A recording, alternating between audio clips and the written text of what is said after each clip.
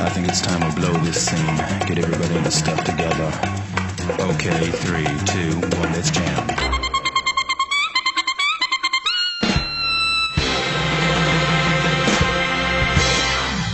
On today's episode of 1 Minute Reactions, reacting to My Hero Academia episode 65, Overhaul. Seriously, what the hell just took place? I had no clue, no inkling, not even just a smidge of a feeling that the story was gonna take this type of turn. I gotta say, this episode had some very, very scary moments. But in reality, the cringiest is watching Midoriya try to make Sir Night Eye laugh. So last we left off, it was a recap. So this is our first official episode back into the fray, and I gotta say, it is a banger. We see that Twice and Overhaul have finally made it to the meeting with Shigaraki. Now I have to be honest, the build up to this painted a completely different picture. We see Twice driving him, so I assumed that this is some type of recruitment and at the most a team up. Now that All Might is officially in retirement and there seems to be chaos both on the hero and villain side, something about joining forces and just, you know, taking on this superpower society together. Oh Jesus, no. So basically now that All Might is in retirement and All for One is locked up in Tartarus, what we get here is our first glimpse into a power struggle. Yes, although the League of Villains has name recognition, they are not the only group in this underworld. Actually, Overhaul is actually the leader of Shihasakai, which is a kind of a throwback to the Yakuza era before all the, you know, the superpowers came to being. It was the form of organized crime, you know, the mob of Japan. And it seems they've been condensed to this organization. So while Shigaraki and the rest of the League of Villains is expecting some kind of recruitment or joining forces, in actuality, Overhaul is actually there to not only probably suss out Shigaraki's motives, his plans, his goals, he's asking them to basically bend the knee. I want you to come work for me. I have plans, I have goals. I'm gonna be the big baddie. And what we see is the inevitable outcome of, if this doesn't go well, we're gonna see a fight. And oh my God. And I have to say, I have to remind myself that this is a live or die situation. These villains, they're villains. I mean, they're the bad guys of society, so you shouldn't feel that much towards them, but I can't help but to feel sorry. I mean, just watching Magne explode was fucking ridiculous, and I'm so intrigued by that power. And then you see almost like these lines go through his face, and then eventually they boil and just explode. But also you look at Overhaul, and there's something, I believe his skin starts to bubble. Like, I'm not 100% sure what this dude's power is, but it's fucking ridiculous. Literally a simple scratch on some dude's arm and he exploded. Dead. Gone. I don't know if there is somebody who can bring people back, but literally nothing left but fucking legs. And let me see fucking Compress jump in like he's Mr. Get Bad. Like, seriously, you just saw your friend explode. Then just all hell broke loose. Shigaraki's going in for an attack. Out of nowhere, the rest of Shihaiseki just plows through the walls. I'm over there in the corner pissing my pants watching this shit go down. Twice, and Toga wants to jump in. She's saying, please let me stab them, let me cut them. I'm like, oh my God. It's just a different mindset when it comes to villains, because me, like, fuck, I'm a civilian. I'm an NPC. I'm over there, you know, buying my milk. These guys stabbing people and exploding people for me to do a little scratch of their finger, like, oh my God. So what we have here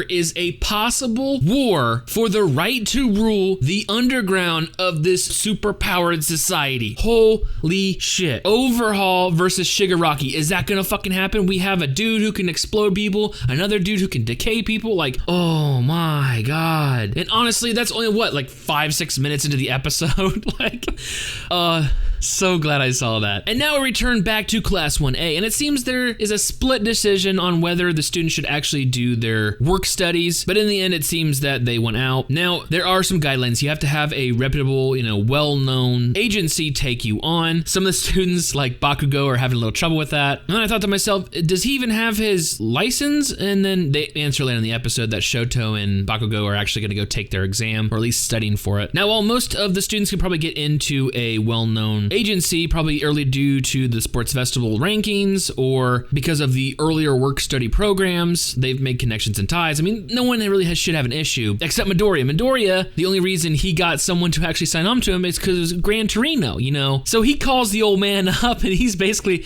sorry dude, can't help you. Why don't you go talk to All Might? Well, maybe he can go introduce you to his former sidekick. I hear he's a big up-and-comer now. Sir Night Eye has his own agency and shit. So then we head over to All Might. Now, All Might is just this big jovial person, so when he changes changes his emotions, you can actually feel it more. I mean, we've seen him with a smile throughout the entirety of the series, and now there's some apprehension. He doesn't even want to talk to his former sidekick, and we hear it mutter under his breath. Luckily, we have the subs, because what he says is, after telling Midoriya, like, hey, I can't help you, I don't want to contact him, A, because I was against it, B, you need to practice on your shoot style first, and C, I just really don't want to fucking talk to him, because it was an I told you so situation where, obviously, being his sidekick, he must be one of the few that knows, either what happened to him previously, or, some kind of information regarding his powers, because All Might says he warned me that eventually I would be in this situation, and that's one of the reasons I don't want to talk to him. So I'm wondering how much does Night Eye actually know? Does he know that Midoriya is his successor now that there's a circumvention of actually All Might doing the introduction? Because a little workaround is he calls Mirio to the office, and I felt bad for Mirio. Honestly, you see him in the hallway and he's like, oh, he's so giddy, so happy, like, hey, All Might wants to talk to me, number one hero, like I'm a huge fan, like, oh, what does he want? What does he want? He gets there and basically they're just using him to get as like an in for Deku. I mean, Mirio is actually working as a sidekick at the agency of Night Eye. So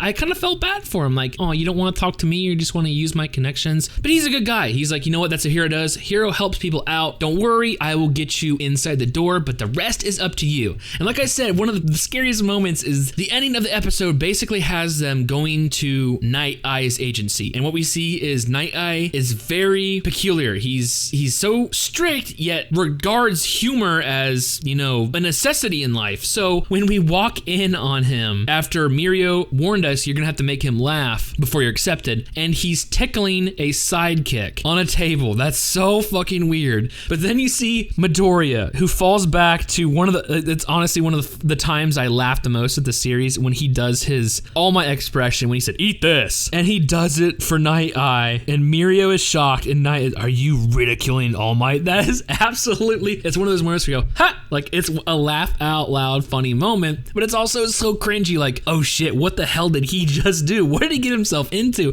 Who is this dude? Like, up until now, I'm pretty sure they haven't mentioned anything about a previous sidekick, so I am absolutely intrigued who this dude is, what's his power, what's going on, not to mention the entirety of the first half of this episode literally predicts a possible war between rival villain factions. Like, I know this isn't our first episode of the season, and a recap not only allows us to get back in the story, to reacclimate ourselves, even though I find it repetitive if you keep putting up their names and their powers and reintroduce him over and over again, but it's also a way for new people to get introduced to it and like, oh, okay, yep. But honestly, this episode, I'm counting this one as the first one, and it is off to a bang. And honestly, Saturdays are great again. So with all that being said, my excitement at an all-time high. I honestly cannot wait for future episodes.